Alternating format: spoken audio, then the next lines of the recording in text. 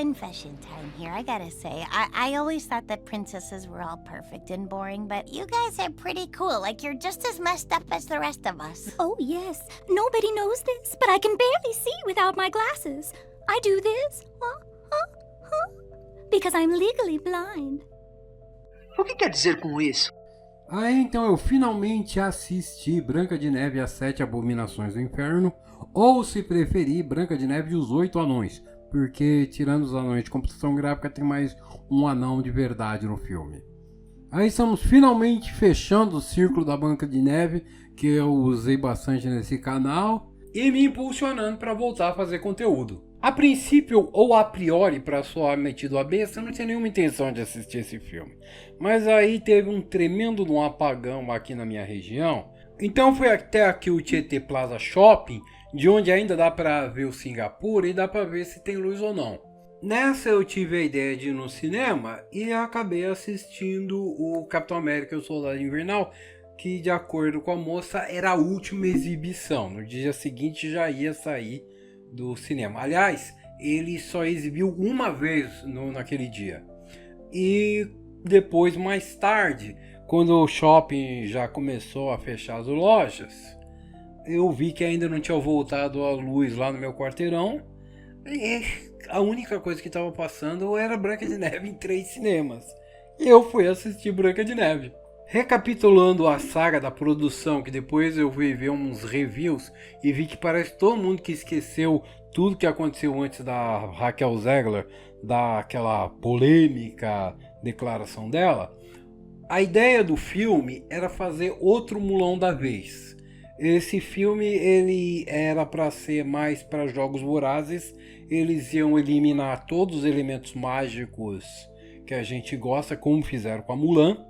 Ia ser história da Branca de Neve revolucionária, que ela ia sair do castelo, se juntar com uma trupe de 7 artistas que se transformaram em bandidos, ladrões, tipo o grupo do Robin Hood da Shopee. Quando saiu as fotos dessa turma, o pessoal achou que eles iam ser os substitutos dos 7 anões, e iam ser mesmo.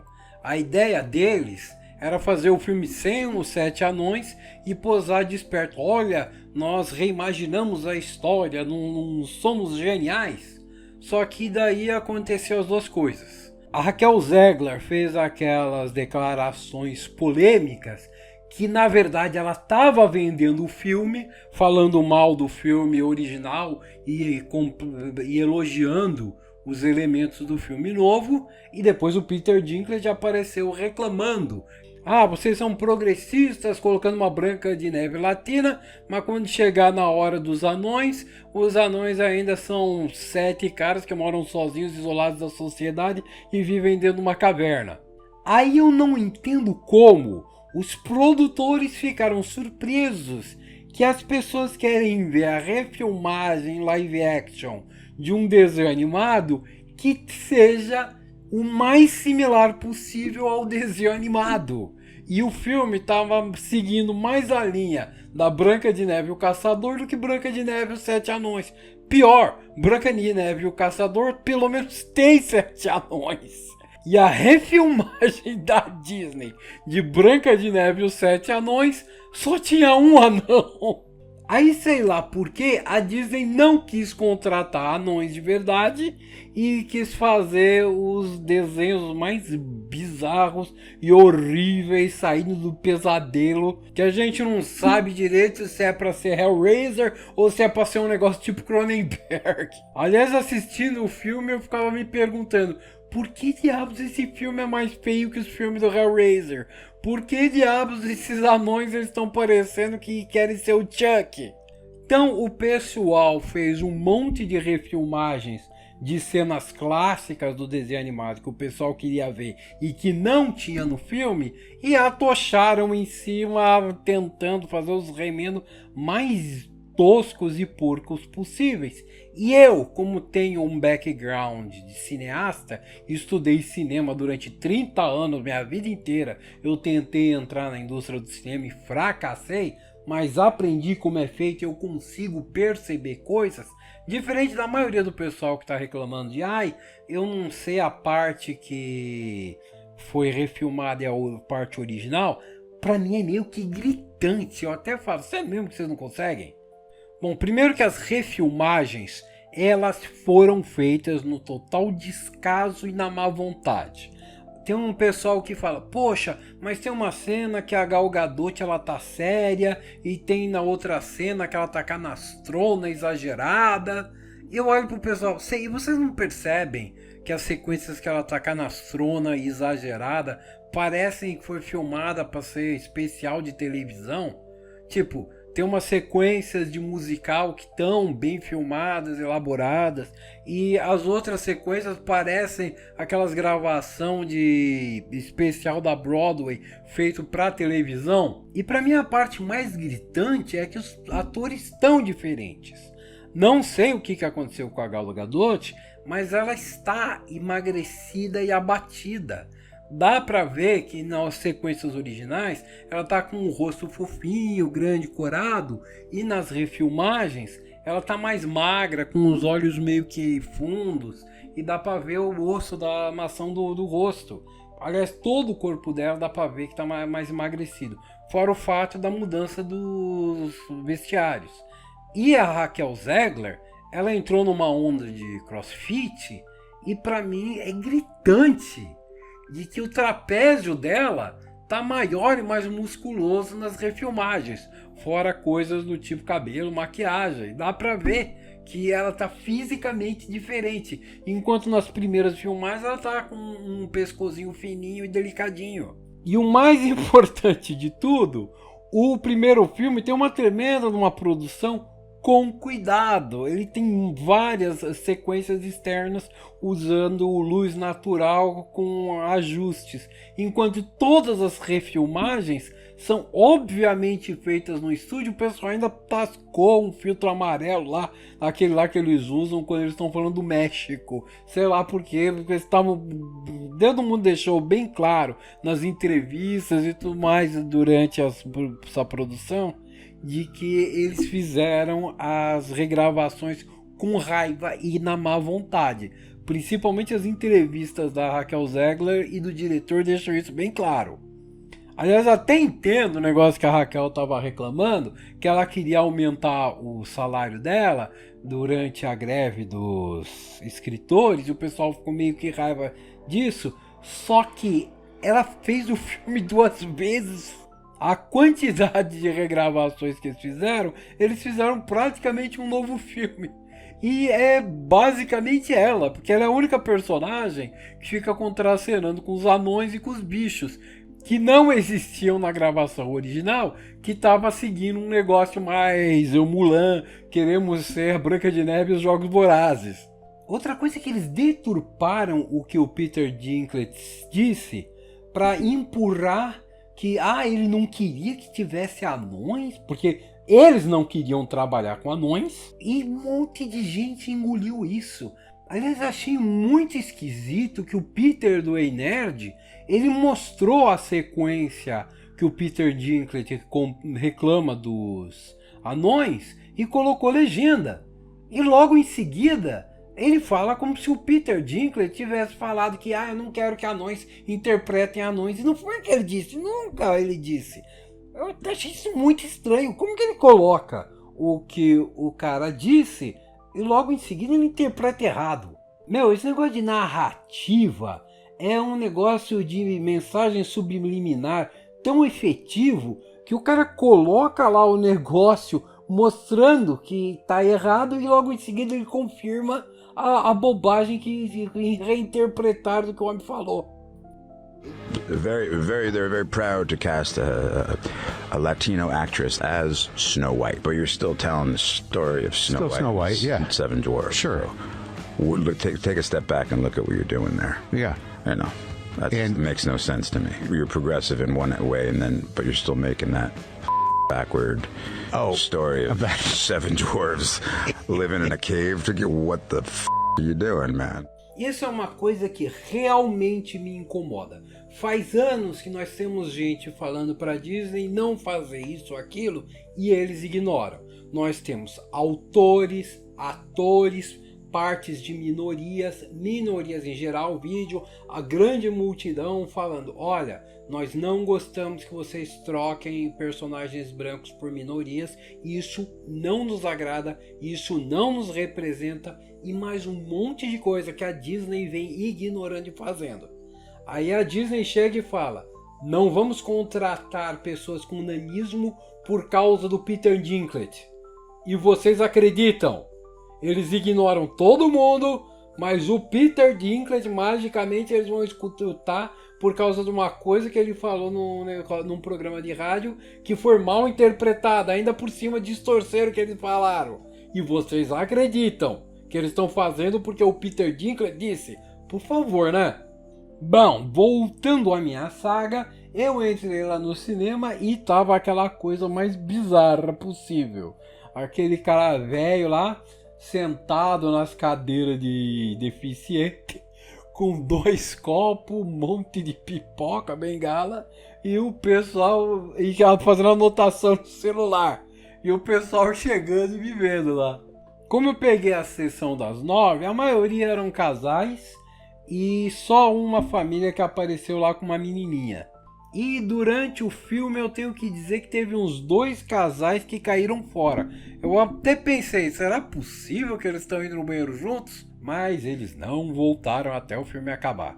Aí começa o filme com o livrinho abrindo e temos uma animaçãozinha contando toda a história prévia do reino, como o reino era todo bonzinho. Aí começaram a acontecer os problemas lá, depois que a mãe da Branca de Neve morreu, apareceu a Gal Gadot, que era a mulher gostosa, o reino começou a ficar ruim, e finalmente o rei desapareceu quando ele foi lá lutar numa guerra, numa batalha, alguma coisa assim, e a Gal Gadot terminou de estragar tudo.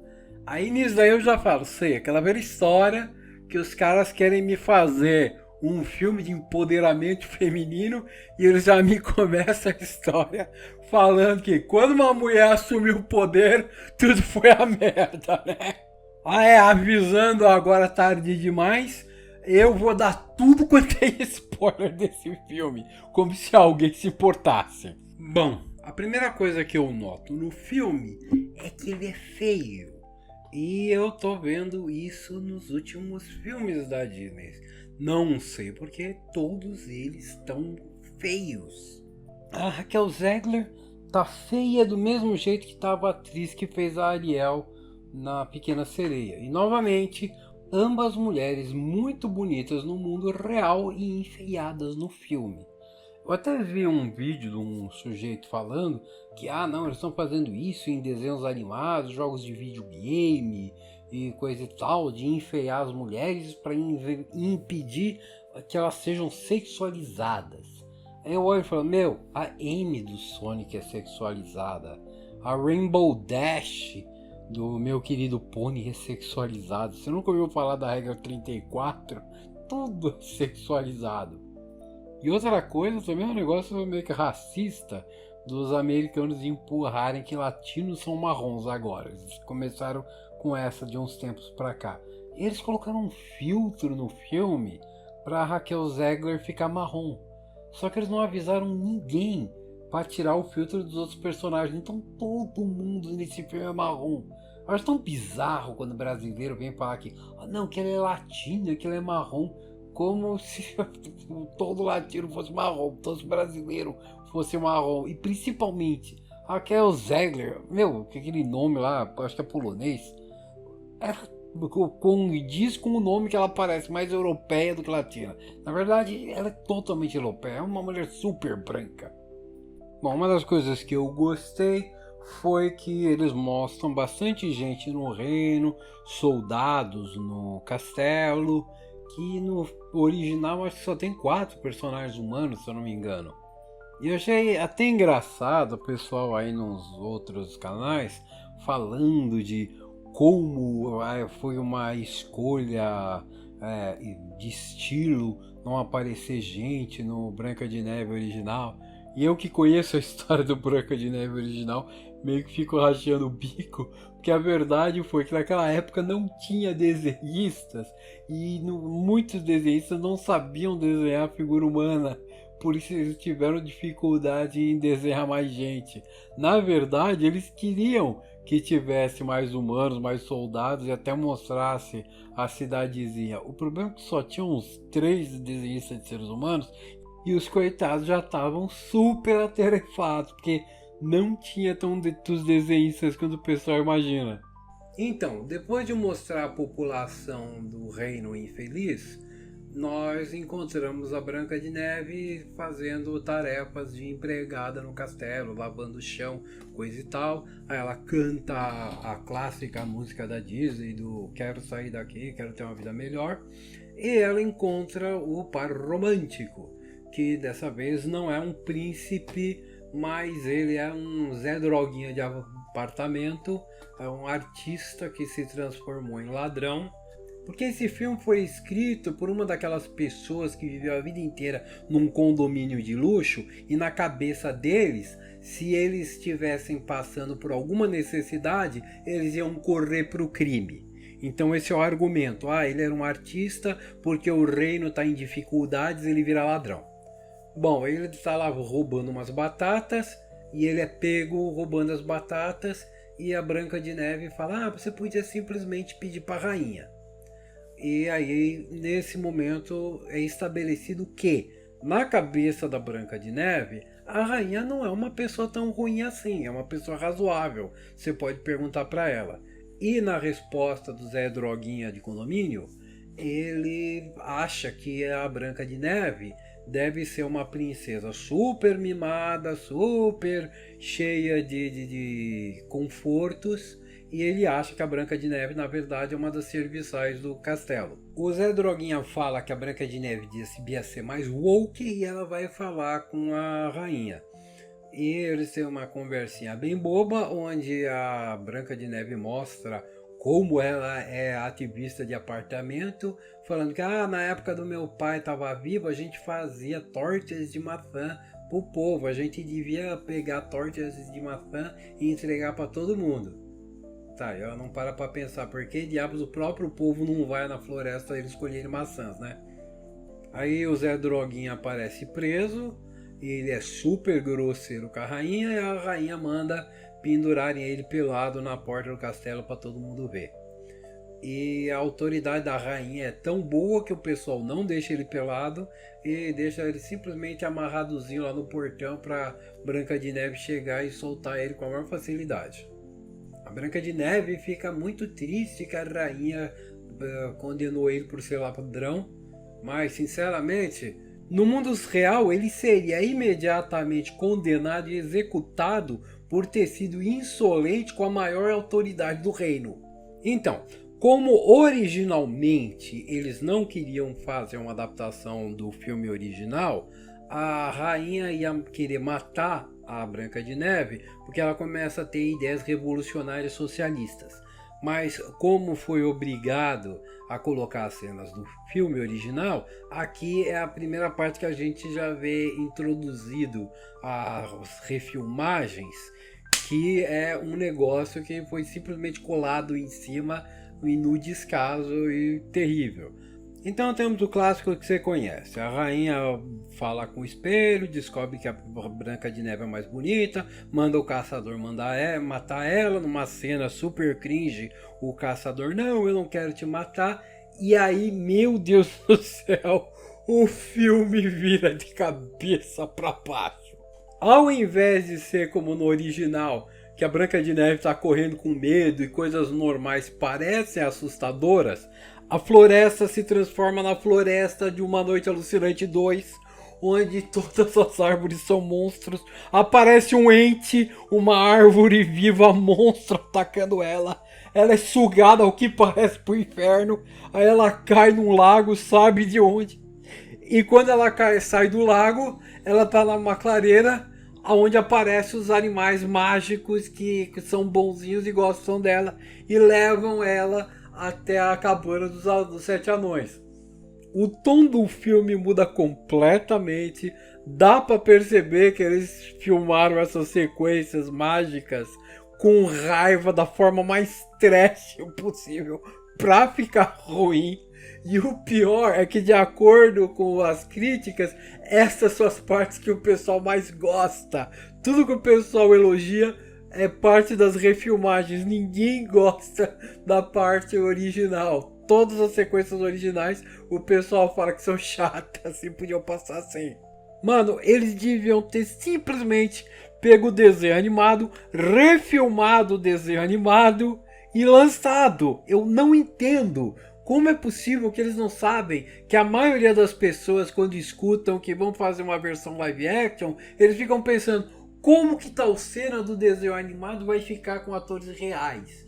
E quando eles fizeram o filme, não tinha nenhuma das cenas do desenho animado, como o caso da Mulan, né? Muita gente reclamava, ai, como é que vai ficar a sequência da Mulan, que ela sobe no poste, como vai ser a sequência da música do Vou Fazer de Você um Homem.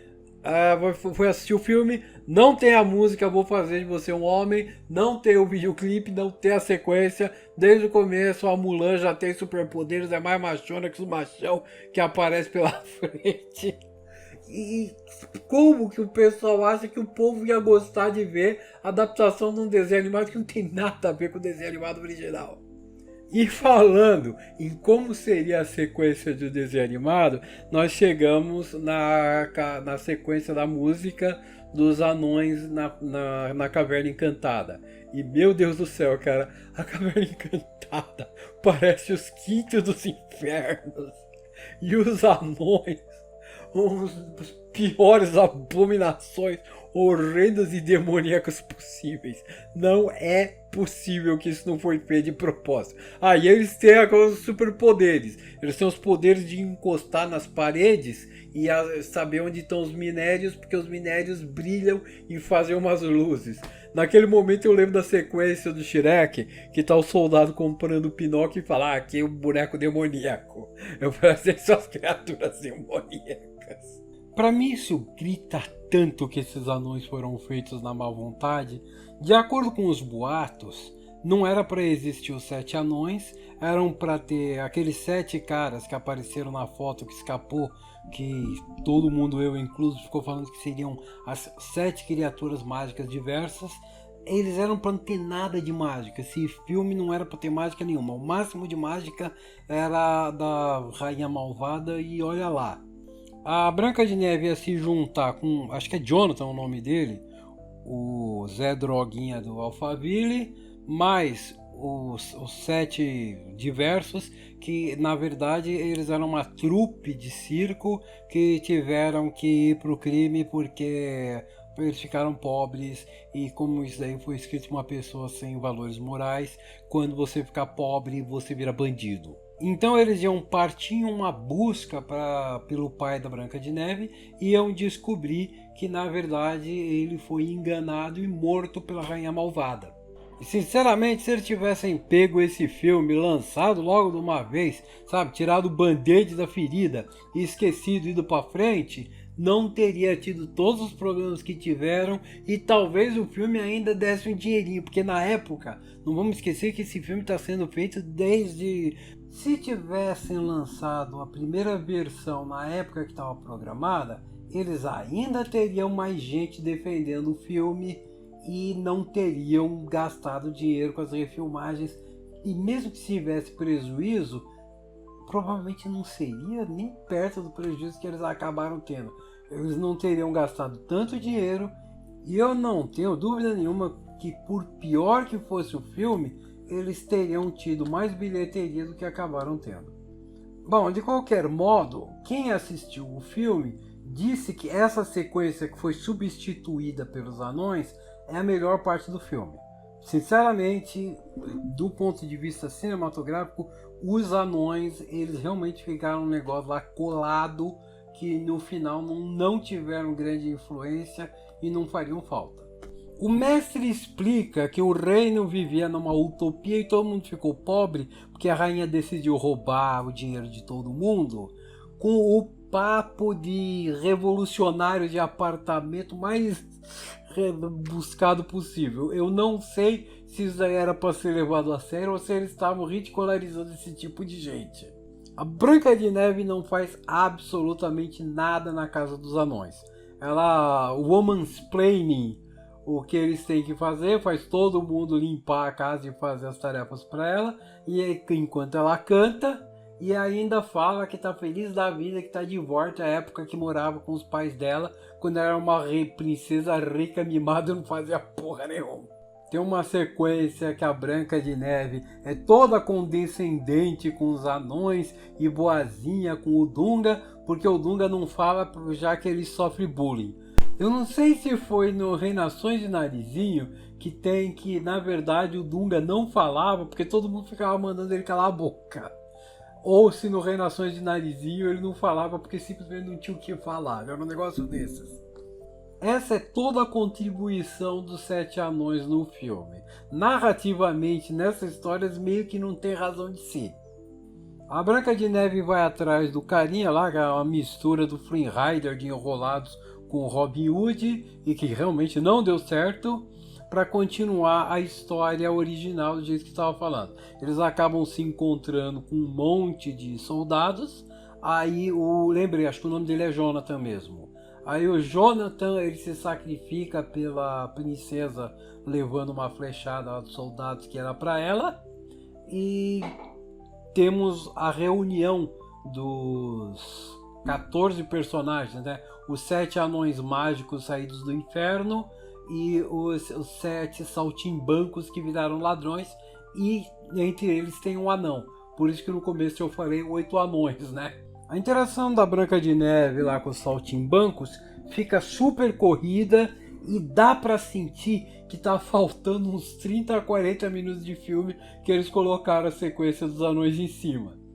O mestre acaba curando o ferimento do Jonathan e aqui nós temos uma reunião dos 2 filmes, que fica muito esquisito e dá pra sentir que foi 2 filmes completamente diferentes, com tons diferentes, que foram misturados, né? A história da Branca de Neve revolucionária e os anões que estavam super infantis, pré-adolescentes. Não, pré-adolescente não, pré-escolar, para criancinha de 3 a 6 anos de idade. De qualquer modo, o pessoal se separa rapidamente e o Jonathan é novamente preso pela rainha.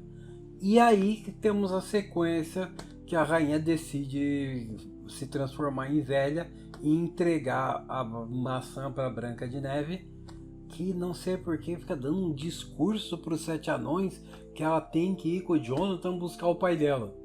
E aí nós temos a sequência que a rainha dá a maçã para a Branca de Neve, que ficou muito esquisita, porque dá para sentir que ela é da primeira versão do filme. Aliás, dá para ver, porque toda a sequência se passa ao ar livre e todas as sequências refilmadas foram feitas em estúdio. Então, há 3 segundos atrás, o ambiente que eles estavam do lado de fora da cabana dos anões era uma sequência filmada em estúdio. Só para ficar mais estranho, assim como no filme original, essa sequência fica sendo cortada pelos anões, que são avisados pelos bichinhos que eles têm que correr para salvar a Branca de Neve. E ficou completamente nada a ver, porque eles correm para salvar a Branca de Neve, chegam tarde e param. No original é uma sequência contínua. Os anões eles chegam tarde demais, mas aí eles perseguem a rainha e a rainha malvada acaba morrendo. Nesse não, esse aqui ele continua com a história original e os anões pegam a Branca de Neve, colocam lá numa pedra deitada e até que o Jonathan sozinho consegue fugir do castelo, vai até onde está a Branca de Neve e dá o beijo na Branca de Neve, que acorda ela.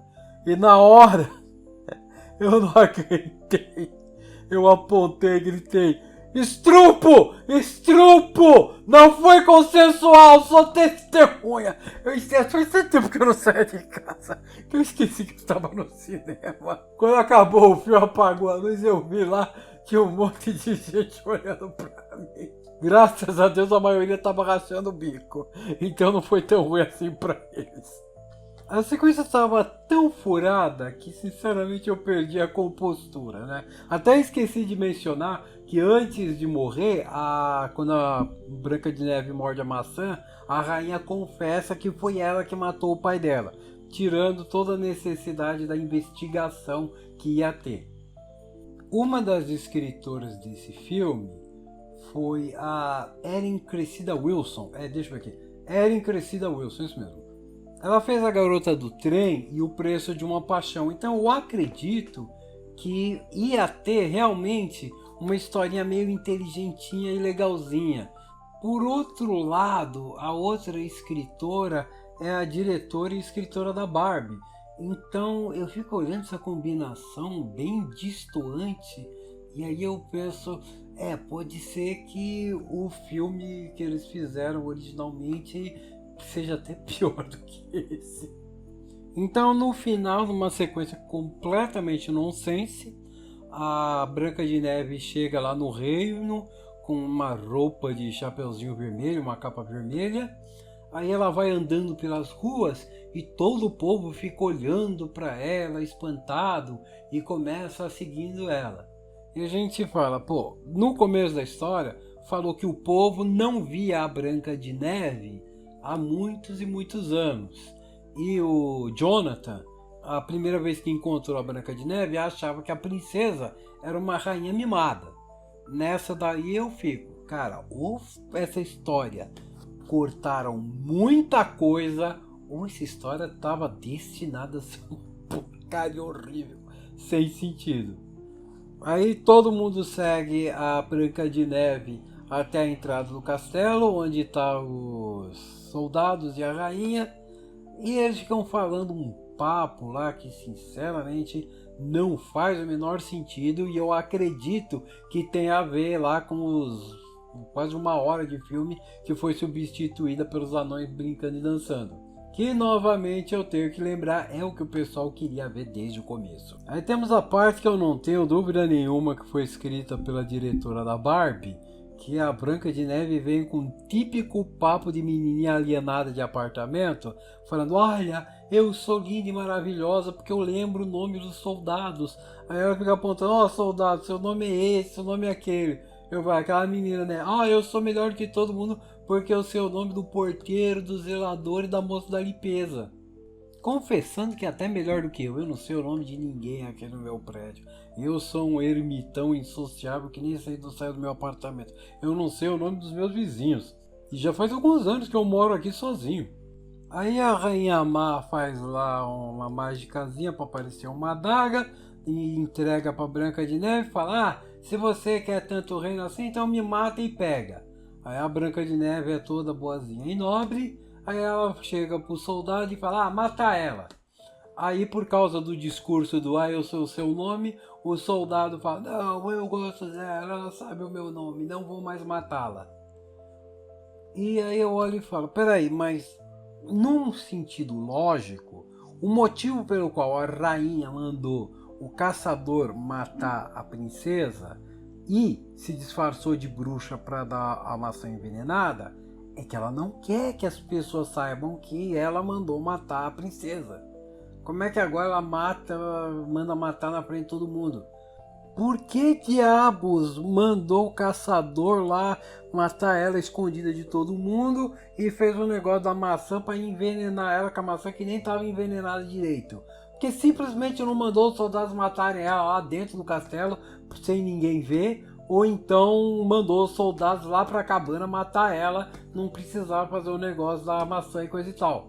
Quando os soldados invadiram o acampamento dos bandidos e deram uma flechada na Branca de Neve, pode até ser que os caras nem sabiam que ela era a Branca de Neve. Afinal de contas eu não vi o roteiro original e nem lembro direito dessa parte.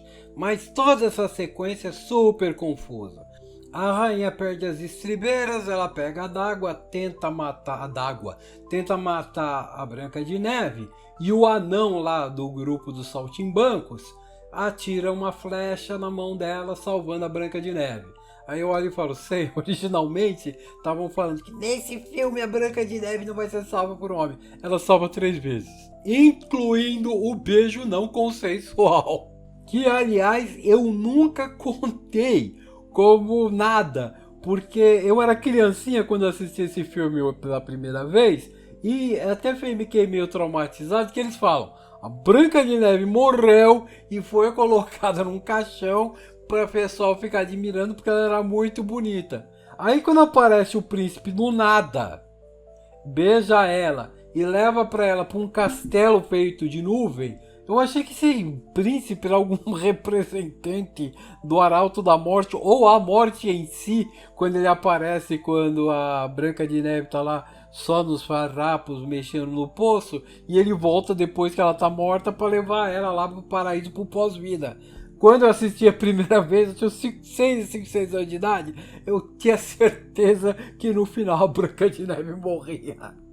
Bom, depois que a rainha falha em matar a Branca de Neve, tem uma sequência rápida de cortes confusos. A Branca de Neve olha, tá lá os saltimbancos no segundo andar do castelo com uma besta porque eles atiraram na mão da rainha. Aí corta pro lado, tem uma área completamente vazia que estão 7 anões e o Dunga faz uma cara de vitorioso como se ele tivesse feito alguma coisa. Ele não fez porcaria nenhuma. Num corte brusco já tá a rainha novamente, é umas sequências filmadas depois, é o segundo final, não sei como é que era o final original. Então o espelho fala para a rainha que na verdade a Branca de Neve ela era a mais bela do reino por dentro, a beleza interna dela. Porque apesar da rainha ser mais bonita, sim, isso daí é óbvio, foi uma refilmagem, porque eles viram que tá todo mundo tirando sarro do fato que a Gal Gadot é muito mais bonita que a Raquel. Me bateu um negócio que eu fiquei pensando, certo, se a rainha é a mais bonita por dentro, antes da Branca de Neve aprender dos problemas do povo, como que era o resto desse reino? Que a rainha malvada é a pessoa mais bonita por dentro. Aliás, lembrei de outra sequência que eu falei alto no cinema, que foi quando o Jonathan tá preso junto com o caçador. Ele fala, não, temos que salvar a Branca de Neve, porque ela sempre nos apoiou e se lutou e se sacrificou pela gente. Eu olhei e falei, tá, quando que isso aconteceu? O filme inteiro ela ficou na casa dos duendes, dos anões, seja lá o que for, fazendo eles trabalhar pra ela. Também tem essa, né? A mina condescendente exploradora. É a melhor pessoa desse reino. Que lugar horrível. Então a rainha fica com raiva do espelho, ela quebra o espelho e morre. Ela se dissolve por ter quebrado o espelho. Ela quebra junto com o espelho. Sabe-se lá por quê. E acaba o filme.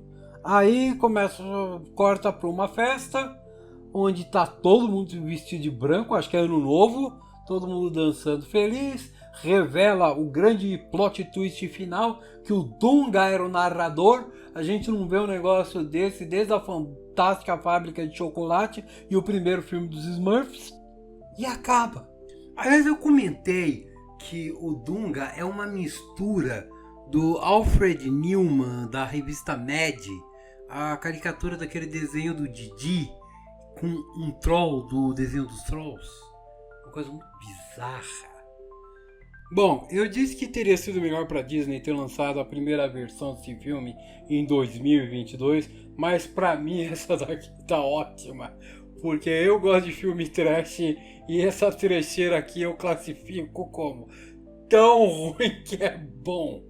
Eu vejo muita gente reclamando da atuação da Gal Gadot, mas pra mim 90% da atuação foi a Flávia Sadi, a dubladora. Então eu tava vendo a Flávia Sadi, ouvindo a Flávia Sadi como Rainha Má, e ela tava ótima. Aliás, toda a dublagem tava ótima. O pessoal fala de algumas coisas que estavam ruins na versão original, e eu tenho que dizer, a dublagem consertou. A dublagem brasileira conserta muito filme ruim. Claro que não ficou um filme bom, maravilhoso, mas eu tenho certeza que é melhor do que a versão em inglês, que eu não assisti e que eu vi os reviews do pessoal tacando pedra. Esse filme aqui ele me lembrou bastante um negócio do Mario Bros. Não sei se vocês conhecem a história do Mario Bros. Os produtores lá, os diretores do filme, eles queriam fazer um filme de uma distopia futurista, steampunk, no estilo Blade Runner. E o estúdio não queria dar dinheiro pra eles, queria dar dinheiro pra fazer o Mario Bros. Aí eles foram lá, fizeram o filme do Blade Runner deles, achando que o estúdio ia falar, bom, já que vocês fizeram o filme, lança esse filme. Mas em cima da hora o estúdio chegou e falou, não, nós pagamos pra vocês fazerem um filme do Mario, vocês vão fazer um filme do Mario. Aí eles fizeram refilmagens em cima da hora e ficou aquela porcaria do filme do Mario Bros que todo mundo conhece, que virou até cult também. O filme de Mario Bros de 1993 entrou na categoria é tão ruim que é bom, você assiste para dar risada das tosqueiras. E depois da Branca de Neve do Tim Burton, que sinceramente aquilo lá foi um em 1 milhão tiro dentro da garrafa, né? O pessoal fala, né? Pegou o relâmpago dentro da garrafa, que tá todo mundo querendo imitar.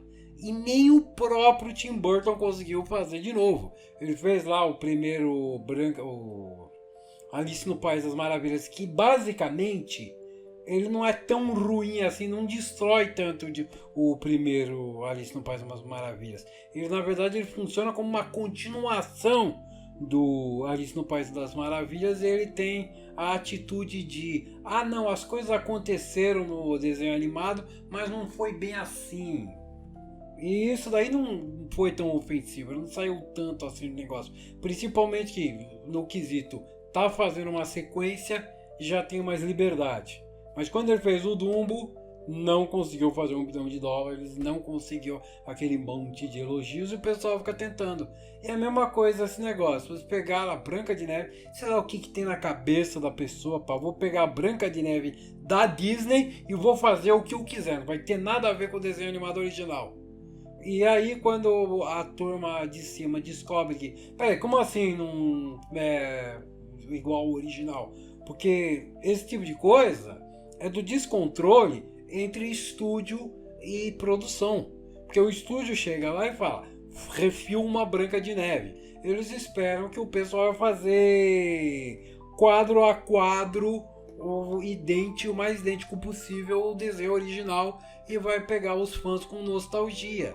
Aí aquele negócio não tem controle, tem bagunça e o pessoal vai fazer o que quiser e depois o estúdio chega e fala, não foi pra isso que a gente pagou não, muda e faz negócio pra agradar. Mas esse é só um caso. Infelizmente sim, tem o caso de que o estúdio não tem nada na cabeça, simplesmente faz lá o filme, aí alguém fala alguma coisa tipo, a pesquisa disse que o filme tem que ter cachorro, filme com cachorro dá dinheiro. Aí ele chega e fala, tem cachorro no filme? Se tem que colocar o cachorro no filme, refilma o filme com o cachorro, ele vai ser o personagem principal. Também tem dessas maluquices que acontecem, né? E é claro, também tem os negócios do wokeísmo, que eu nem falei. O filme tem aqui a colar uns negocinhos narcisistas, umas bobagens feministas. Fiz 2 comentários sobre ser feminista lá, mas sinceramente eles tentaram colocar de lado e esqueceram disso. Que, como eu falei, o filme foi produzido na época que o negócio do woke estava no auge, pouco antes de decair. E eles pegaram para lançar o filme, enrolaram e acabaram pegando o ponto que o negócio woke já caiu totalmente por terra, encheu o saco e ninguém mais, nem mesmo a turma dos aliados que ganhavam dinheiro fingindo que gostavam das pautas wokeístas, estão apoiando mais.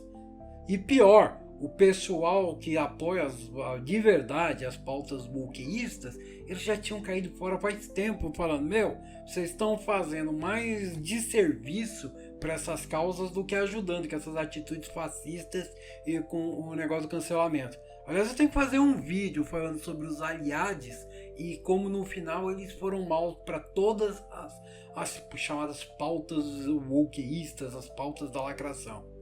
Bom, eu acho que ainda tenho muita coisa para falar desse filme, mas não tô lembrando de nada agora.